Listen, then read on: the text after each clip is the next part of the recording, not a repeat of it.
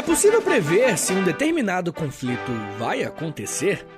Como resolvemos disputas que têm como pano de fundo contextos históricos muito antigos? Essas são algumas perguntas que podemos fazer quando estudamos mais a fundo as relações entre China e Taiwan. E caso você não saiba qual é a treta entre esses dois países, já começa que um não reconhece o outro como um país. Em história, costumamos falar que não podemos prever o futuro. Mas esse é um conflito que há muito tempo vem sendo travado em disputas políticas e embargos comerciais, mas que podem sim escalar para uma guerra de invasão. Estamos vivendo em um período da história que você escolhe os fatos que deseja de acordo com suas preferências políticas e isso geralmente se torna um problema. Ainda mais quando estamos falando de uma questão tão complexa e antiga. Caso você seja novo por aqui, saiba que eu tento sempre fugir do sensacionalismo e eu uso fontes e autores confiáveis para tratar desses assuntos tão difíceis. Como vamos ver, não se trata de falar quem está mais certo do que outro, e sim mostrar como dilemas históricos podem impactar a vida de milhões de pessoas e até a vida de muitas pessoas famosas. Mas para compreendermos o que está rolando hoje, precisamos voltar para a formação de cada um desses locais. Há um tempo eu fiz um episódio sobre o Império Chinês e vai ser muito importante que você ouça assim que você acabar esse aqui. Tá aqui no feed, tá? Mas caso você ainda não conheça esse conteúdo que eu fiz, o que você precisa saber é que o território chinês é um dos maiores do mundo e tem o seu mito fundador criado a partir de uma dinastia que unificou algumas tribos por volta do ano 2700 a.C. Só que existe um outro pequeno território que também merece a nossa atenção hoje: Taiwan. Essa é uma ilha que tem aproximadamente 36 mil quilômetros de extensão, praticamente um terço do tamanho da ilha de Cuba, ou seja, é um território bem pequeno. Além disso, essa ilha fica a 200 quilômetros da China, e guarda essa informação porque vai ser importante mais pra frente. De acordo com alguns pesquisadores que estudam pré-história, a ocupação humana nessa ilha ocorreu por volta de 4.000 a.C., e o interessante é que os habitantes dessa ilha não eram de traços mongoloides, como é chamado os povos asiáticos pré-históricos. Essas pessoas eram de origem austronésia, do local que conhecemos hoje como Austrália, Filipinas e Indonésia. Tanto que a cor da pele desses nativos era um pouco mais escura que a dos chineses, que tinham pele mais clara. O primeiro contato entre chineses e nativos da ilha de Taiwan vai acontecer por volta do século III d.C., quando a China estava sob a dinastia Han, que enviou o almirante Zheng He para desbravar algumas áreas próximas e viu que essa ilha era habitada. Mas no decorrer da história da China Imperial, nós não temos nenhum tipo de registro de que essa ilha encontrada foi colonizada ou que houve uma migração de chineses para lá. Isso foi mudar a partir do século XVI, quando vemos um aumento no fluxo de chineses em direção a essa ilha, muito motivados por uma atividade comercial ligada à pesca. Foi nesse período também que a província chinesa de Fujian começou a ocupar algumas terras das planícies a oeste da ilha. E como vocês sabem, o século XVI foi marcado por um intenso fluxo de viagens marítimas e os portugueses atracaram na ilha vizinha à China em 1517, a batizando de Formosa. Nome que foi usado inclusive por outros países ocidentais nos próximos séculos. Depois da chegada dos chineses e em seguida dos europeus na Ilha Formosa, nunca mais ela ficou sossegada, tá ligado? Nos anos seguintes, Formosa se tornou um local de disputas entre as dinastias chinesas e os países europeus, justamente por representar uma nova possibilidade de criação de rotas comerciais. Esses conflitos se intensificaram com a chegada dos holandeses em Formosa, por volta do ano 1623. Os holandeses tinham como objetivo controlar a ilha de Formosa, para solidificar as suas relações com o Japão. Mas é importante destacar que eles faziam isso oprimindo violentamente os povos nativos. Para se ter uma ideia, era comum que os indígenas tivessem as suas aldeias e casas completamente destruídas e que muitos deles fossem escravizados ou até mesmo mortos. Com esse processo de disputa em curso, boa parte dos nativos sobreviventes fugiram para as áreas mais montanhosas e afastadas das áreas mais interessantes, comercialmente falando. Nesse período, a China Imperial estava vivendo sob os anos finais da dinastia Ming, e em 1661, o príncipe Zheng Shengong conseguiu liderar um exército de 35 mil homens e expulsar os holandeses de Formosa. A partir dessa libertação em relação aos holandeses, Formosa, ou Taiwan, ficou sob a influência dos chineses, mas nada formalizado, tá ligado?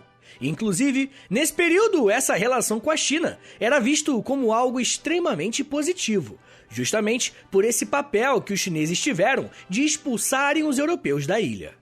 Em 1683, morre o imperador Ming e a dinastia Qing sobe ao poder na China.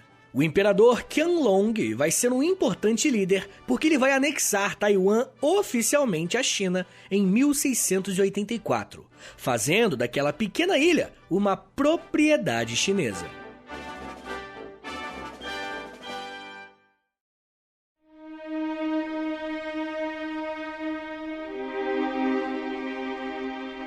A dinastia Qing foi uma das mais importantes para a expansão chinesa, fazendo com que o território que a China tem hoje fosse conquistada quase que exclusivamente por essa dinastia. Porém, mesmo que Taiwan estivesse integrada à China continental, a ilha não foi vista como algo que o governo deveria explorar e gerar grandes investimentos. Quando olhamos para o mapa dos dois lugares, fica até um pouco óbvio o porquê, Taiwan é infinitamente menor que a China, e grande parte das políticas econômicas e sociais foram direcionadas ao continente, e não a essa pequena ilha. Mesmo assim, Taiwan se desenvolveu como uma região que exportava chá para diversas partes do mundo, e recebeu pouco a pouco um fluxo migratório considerável de chineses, e também de japoneses que tinham interesses na ilha. Se liga só como o escritor Colin Mason vai resumir muito bem esse período de Taiwan, abre aspas. Por quase 200 anos, os governos chineses mostraram pouco interesse por Taiwan e tomaram providências para limitar a migração chinesa para a ilha. Ela se tornou notória como um refúgio de piratas. Contudo, a contínua migração chinesa, motivada por uma série de períodos de fome em Fujian, levou a população a quase 2 milhões de pessoas ao final do século XIX. Fecha aspas. Esse relato é muito importante, porque a partir dele, podemos perceber que ao mesmo tempo que Taiwan não tinha relevância política para o governo imperial chinês, o aumento do fluxo migratório para a ilha fez com que o desenvolvimento por lá fosse inevitável. Só que, mesmo não sendo a maior das prioridades para o governo, Taiwan pertencia à China. E esse é o ponto. Existia uma unidade política e cultural entre as duas regiões. Como eu disse, a dinastia Qing será uma das mais importantes da China. Não só pela sua longevidade, mas principalmente porque conseguiu garantir a expansão territorial necessária para que a China fosse tão grande como é atualmente. E a ilha de Taiwan faz parte desse crescimento. Porém, toda essa expansão do Império Chinês foi colocada em xeque com o crescimento de um outro país que tinha se industrializado e se modernizado há pouco tempo e que estava na mesma região. Estamos falando do Japão na era Meiji. Também temos um episódio sobre esse tema, sobre Revolução Meiji, aqui no feed do História em Meia Hora, e tem total relação com o assunto que estamos estudando hoje. Quando o Japão se modernizou, ele não fez isso se contendo apenas nas suas fronteiras. Na verdade, ele agiu de acordo com o que era praticado no período pelas grandes potências econômicas ocidentais. Ou seja, o Japão se colocou como um país imperialista na Ásia.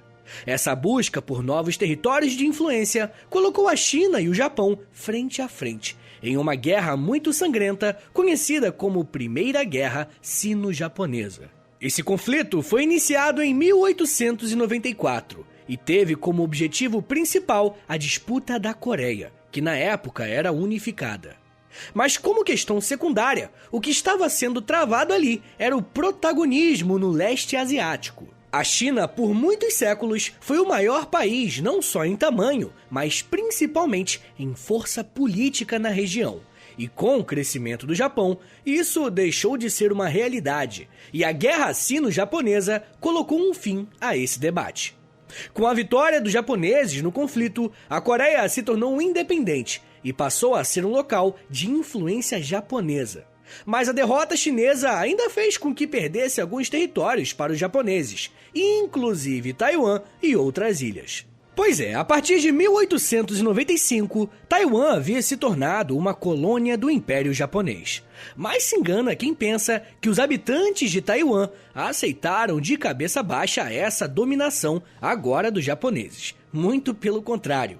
Mesmo após a guerra entre a China e o Japão, os habitantes da ilha organizaram uma série de resistências armadas contra a chegada dos novos colonizadores. O problema é que a máquina de guerra japonesa era muito mais forte que os armamentos que os taiwaneses tinham à sua disposição para tentarem se defender. Ao final de um curto período de resistência por parte dos moradores da ilha, a estimativa é que aproximadamente 14 mil chineses e taiwaneses morreram nesses conflitos de resistência.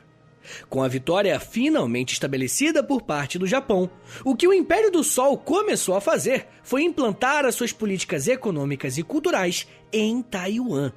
Mesmo que esse processo tenha sido bastante violento por parte dos japoneses, Taiwan viu seu território atingir o maior grau de infraestrutura e desenvolvimento até então.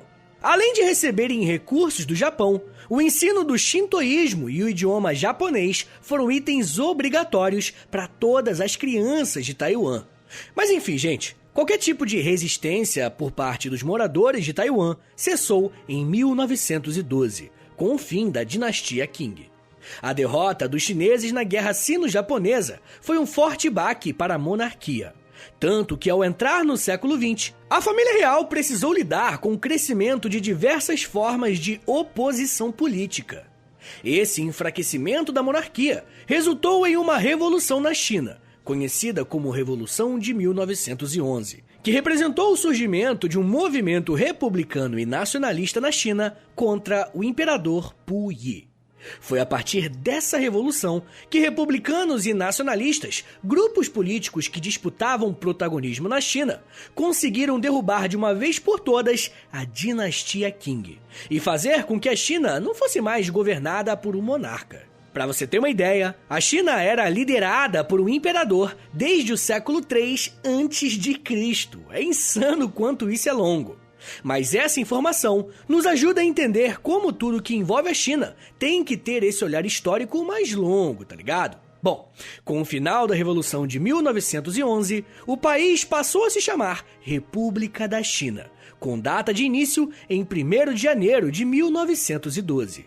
A liderança da nova república que havia sido formada era composta por 2 homens, um chamado Sun Yat-sen, considerado o pai da China moderna, e outro era o militar chamado Chiang Kai-shek, que ambos faziam parte do Partido Nacionalista Chinês, também conhecido como Kuomintang.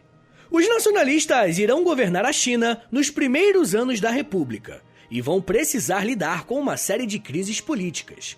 Uma dessas crises aconteceu quando um ex-general da monarquia se autodeclarou imperador em 1915, tentando reavivar a China imperial. Como ele não tinha apoio popular, em poucos dias ele foi deposto. Mas mesmo fora do cargo, essa ação denunciou como o país estava dividido. Durante esse processo, a China era reconhecida internacionalmente como uma república. Mas, internamente, a sua política estava completamente fragmentada, pois elites locais aproveitaram esse momento de instabilidade para exercer um governo paralelo em suas respectivas regiões de influência. A forma como os chineses buscaram resolver esses problemas internos representaram uma mudança para o país, que reverbera até os dias de hoje, e está intimamente ligado com os conflitos com Taiwan. E eu tô me referindo aos embates entre as forças nacionalistas e os grupos comunistas que disputaram protagonismo dentro do país exatamente nesse período. Eu ainda vou falar mais sobre como eles lidaram com essa crise e como Taiwan foi envolvido nisso. Mas me dá um minutinho aí, tá, gente? Que daqui a pouco a gente volta e eu falo um pouco mais sobre comunismo, guerras, Hollywood e trairagem. Segura aí, que é um minutinho só.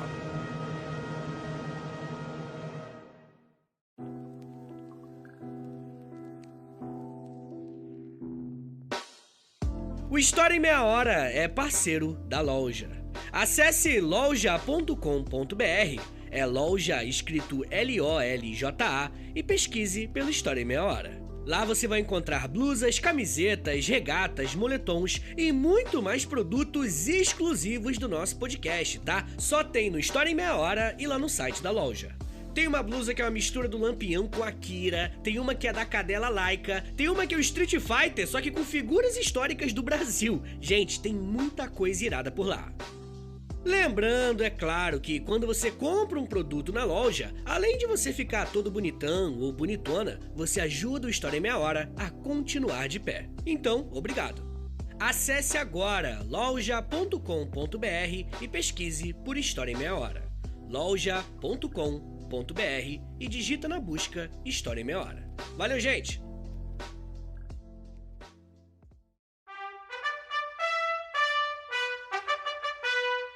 Abre aspas. O maior obstáculo à reunificação da China é a força da independência de Taiwan. Desejo que a reunificação aconteça sob a política de um país, dois sistemas. Essa questão com Taiwan é um assunto interno. Não admitiremos interferência de outros países. A reunificação deve e será cumprida. Fecha aspas. Essas palavras foram ditas por Xi Jinping, presidente da China, em outubro de 2021, em uma cerimônia de comemoração do fim da monarquia da China. Como vocês podem ver, ele usou esse evento para falar sobre a unificação que o governo chinês deseja fazer com Taiwan.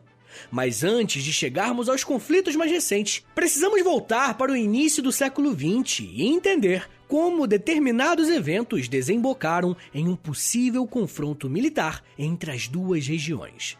Quando a República da China foi inaugurada em 1912, o gigante país foi inserido em um processo de intensas disputas políticas entre partidos nacionalistas e republicanos. Quando o imperador foi finalmente deposto, esses políticos tentaram administrar o país, mas internamente foram criadas zonas independentes, lideradas por senhores de terras poderosos que fragmentaram o país. Os chineses até buscaram apoio externo para resolver esse conflito e restaurar a unidade na China. Mas a Primeira Guerra Mundial estava acontecendo. E os países que poderiam oferecer essa ajuda estavam muito ocupadas e envolvidas no conflito. E nos anos seguintes, precisaram lidar com as consequências da guerra, isso é importante também. Foi apenas ao longo da década de 20 que os chineses conseguiram apoio externo da União Soviética e, finalmente, conseguiram unificar o país mais uma vez. Após a unificação, houve um breve período de paz, que foi interrompido por uma disputa entre nacionalistas e comunistas. O Partido Nacionalista Chinês tinha como líder o Chiang Kai-shek, o mesmo que esteve à frente da inauguração da República nos anos anteriores. E os comunistas eram liderados por ele. Vocês sabem quem é: Mao Tse-tung. Se vocês pilharem, deixa um comentário na última foto, por favor, lá do Instagram, @História em Meia Hora. Se vocês pilharem, eu posso fazer um episódio exclusivo sobre o cara, sobre Mao Tse-tung. Só deixa um comentário lá, porque aí eu vou ver que vocês realmente estão pilhados. Bem, uma coisa que vocês precisam entender é que esses dois grupos estavam unidos enquanto estavam lutando por uma unificação do país. Só que quando o objetivo em comum foi alcançado, as diferenças ideológicas ficaram mais claras, e os dois grupos começaram a lutar entre si. Os conflitos entre os grupos escalaram de uma forma tão grande que em 1927 começou a Guerra Civil Chinesa, disputada pelo partido Kuomintang, que é o Partido Nacionalista, contra os comunistas. O Kuomintang era o partido que estava governando a China. Então, com o início da guerra, os comunistas foram considerados inimigos da nação chinesa e as tropas de Mao Tse-tung precisaram fugir para o campo, local em que o líder comunista organizou as suas famosas guerrilhas. Em um primeiro momento, o exército nacionalista estava vencendo a guerra e as diversas derrotas fizeram com que Mao liderasse a Grande Marcha, deslocamento de mais de 100 mil homens, entre soldados e camponeses, para o norte do país. Isso aconteceu em 1934. Aqui no feed do História em Meia Hora eu tenho um episódio sobre a Revolução Chinesa. E lá eu falo sobre como a Grande Marcha é um dos eventos mais importantes para entendermos sobre a ascensão de Mao Tse-tung. Mas a Guerra Civil Chinesa vai ser interrompida por um momento, mais precisamente em 1936, porque nacionalistas e comunistas vão se aliar para enfrentar um inimigo em comum, o Japão. Pois é, de novo o Japão. Como falamos no bloco anterior, os japoneses se tornaram uma grande potência imperialista, e com a vitória dos japoneses na Primeira Guerra Sino-Japonesa, um dos troféus que eles levaram foi Taiwan. Temos que lembrar que enquanto aconteciam essas revoluções, revoltas e a própria guerra civil na China, Taiwan estava ainda sob o domínio japonês. O Kuomintang e os comunistas oficializaram a aliança assinando o Fronte Unificado, que garantia a unidade militar dos chineses contra o Japão. Historicamente, essa guerra entre China e Japão pode ser entendida como um dos conflitos da Segunda Guerra Mundial, mesmo tendo começado em 1936, 3 anos antes da invasão dos nazistas à Polônia. Mas os chineses até hoje nomeiam esse conflito como Guerra de Resistência contra a invasão japonesa. O conflito entre esses dois países também foi marcado por ser uma guerra extremamente violenta, levando à morte de milhões de civis chineses. Só que, diferentemente da Primeira Guerra Sino-Japonesa, dessa vez, com a união entre nacionalistas e comunistas, a China não só conseguiu resistir ao Japão, mas com o fim da Segunda Guerra, foi encarada como uma das responsáveis por enfraquecer o Império Japonês. Essa valorização chinesa ficou clara com a criação da ONU em 1945, onde a China foi integrada como membro permanente do Conselho de Segurança da nova aliança. Dessa forma, Chiang Kai-shek colheu os louros mundo afora dessa vitória. Com a derrota do Japão, a China recebeu de volta os territórios que foram perdidos na Primeira Guerra Sino-Japonesa, incluindo, claro, Taiwan. Sim, finalmente, Taiwan voltou a fazer parte da República da China. Mas o fim da guerra entre China e Japão não significou que agora nacionalistas e comunistas ficariam em paz, muito pelo contrário. Em 1946, a China viveu mais um período de guerra civil que durou até 1949. Se no primeiro momento o exército Kuomintang conseguiu afugentar os comunistas para zonas isoladas da China, na Segunda Guerra Civil isso não aconteceu. Além de estarem mais fortalecidos, os comunistas conseguiram apoio de grandes potências como a União Soviética para vencer o governo nacionalista de Chiang Kai-shek. Mesmo tendo apoio político de forças internacionais, Chiang Kai-shek não conseguiu evitar uma derrota, pois além de estar enfrentando grandes forças militares, o seu partido estava completamente fragmentado por disputas políticas internas. Para evitar uma derrota avassaladora, o partido Kuomintang se deslocou para Taiwan e declarou que Taipei seria a nova capital da República da China. Ao lado de Chiang Kai-shek, aproximadamente 1,5 milhão de pessoas migraram para Taiwan, além de intelectuais, soldados e políticos influentes na China. Porém, gente, é agora que as coisas começam a ficar complexas e emboladas. Pois quando os comunistas conseguiram vencer o Partido Nacionalista, Mao Tse-tung inaugurou no dia 1º de outubro de 1949 a República Popular da China. A partir desse momento, ambos os governantes afirmavam que existia apenas uma China. A República da China, conhecida hoje como Taiwan, e a República Popular da China, o atual país continental, passaram a disputar politicamente e até militarmente qual dos dois governos tinha legitimidade para responder como China verdadeira.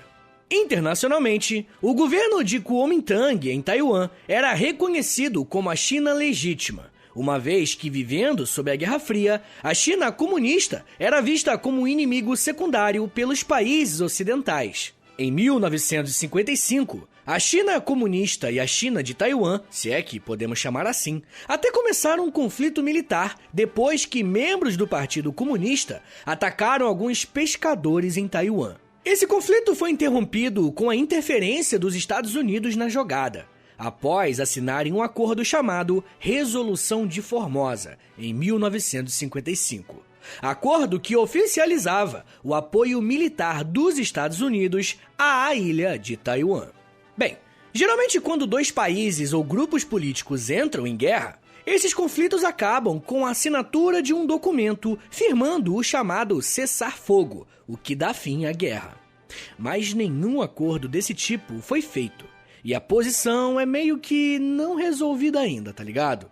Ambas as Chinas adotaram uma política chamada Uma China Apenas, que na prática significa que aqueles que têm relações políticas com uma das Chinas não estabelece alianças com a outra. Bom, mas mesmo recebendo apoio dos Estados Unidos e em seguida até de outros países ocidentais, podemos dizer que Taiwan recebeu uma tremenda bola nas costas em 1971. Ao longo da década de 60, a China comunista cresceu internamente e se tornou uma das grandes potências do mundo, tanto economicamente quanto militarmente, sendo um dos países que tinham armas nucleares, tá? Dessa forma, era um problema não ter um país grande e importante como esse dentro da ONU, uma instituição que, querendo ou não, tem formas de limitar a atuação de seus países membros. A questão é que, em outubro de 71, a ONU emitiu uma resolução reconhecendo que, a partir daquele momento, a República da China, que é Taiwan, não era mais a representante internacional da China, e sim a República Popular da China, a China comunista. Olha só o que a própria ONU decretou nesse documento, abre aspas. Recordando os princípios da Carta das Nações Unidas, considerando que a restauração dos direitos legítimos da República Popular da China é essencial tanto para a proteção da Carta das Nações Unidas quanto para a causa que as Nações Unidas devem, reconhecemos que os representantes da República Popular da China são os únicos representantes legais da China e que a China é legalmente um dos 5 membros permanentes do Conselho de Segurança da ONU. Fecha aspas. A assinatura desse documento marcou uma mudança do governo chinês, se tornando bem mais aberto à economia de mercado e uma aproximação com outros países, ao mesmo tempo que internamente mantinha suas políticas de desenvolvimento do socialismo. É nesse momento que vão chamar a China de capitalismo de Estado ou de socialismo de mercado. Para não deixar Taiwan completamente desprotegido e suscetível a uma anexação dos chineses, os Estados Unidos e outros países ocidentais começaram a investir em Taiwan, para que a ilha se tornasse pelo menos um local desenvolvido econômica e tecnologicamente. Mesmo sem apoio formal de países ocidentais, Taiwan ainda se considera a China verdadeira e considera que a China continental é um governo ilegítimo. Só que a China continental encara Taiwan como uma ilha rebelde e que precisa ser reintegrada ao governo centralizado. Como vocês perceberam, esse é um conflito que não teve uma conclusão, como geralmente estamos acostumados a ver. E vez ou outra, as tensões entre os países aumentam, de forma que a República Popular da China ameaça usar da força para invadir Taiwan e anexá-la ao país. A política de apenas uma China não se aplica apenas a relações comerciais e políticas, mas também a atrações culturais. Nos últimos anos, vemos que a China se tornou um dos maiores mercados para os filmes produzidos nos Estados Unidos. E quando qualquer ator ou atriz dá alguma declaração de apoio a Taiwan, ou simplesmente afirma que Taiwan seja um país, é motivo para que a China boicote determinado filme. Isso aconteceu ano passado, em 2021, com o ator John Cena, que era uma das estrelas do filme Velozes e Furiosos 9, e ele se referiu a Taiwan como um país, e ele teve o seu filme quase cancelado na China. A situação só foi revertida após o ator ter gravado um vídeo de desculpas para evitar que o seu filme fosse proibido no país mais populoso do mundo, gerando inclusive um prejuízo inimaginável. Atualmente, esse é um dos conflitos que podem escalar para uma possível guerra. uma vez que os dois países não conseguem entrar em um acordo há muito tempo. Isso porque ambos consideram um ao outro como ilegítimo, uma vez que compartilham de uma história em comum. Enquanto o presidente da China diz que Taiwan será reintegrado de uma forma ou de outra, a presidente de Taiwan, Tsai Ing-wen, assegura que somente o povo pode decidir o futuro de Taiwan. Não sabemos qual será o desfecho dessa questão, mas eu espero que você tenha entendido nesse episódio como esse tipo de impasse tem por trás uma questão histórica não resolvida e que não pode ser simplificada de maneira irresponsável.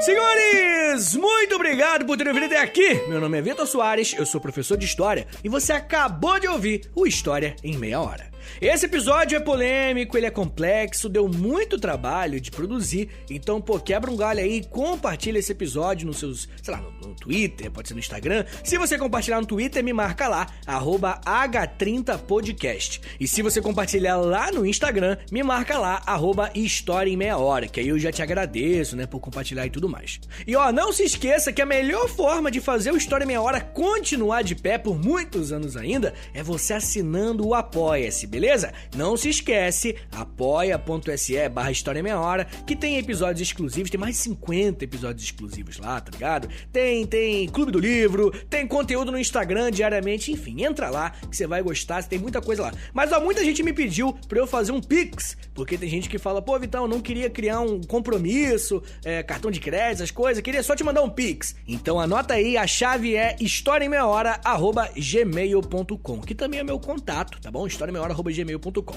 Uma outra coisa importante, gente, é que eu tenho outros podcasts em meia hora, tá? Tem o Geografia em Meia Hora, que quem apresenta é meu xará Vitor Augusto, e tem o Astronomia em Meia Hora com a Camila Esperança, dando uma aula lá pra nós sobre as estrelas, sobre os astros, sobre um montão de coisa do espaço. Mas se você quiser ouvir o Tio Vitor, se você quiser me ouvir falar, você pode me ouvir no História pros Brother, que é um podcast de história e de humor, e você pode me ouvir todas as sextas-feiras lá no podcast do Aventuras na História. Eu faço podcast pra eles, escrevo lá pro site deles também, enfim. Mas é mais fácil você me seguir nas minhas redes sociais, rapaziada. Só você jogar lá, @Prof. Vitor Soares no Twitter e no Instagram, que eu publico todos esses episódios, os textos, o que eu tô fazendo, tá bom?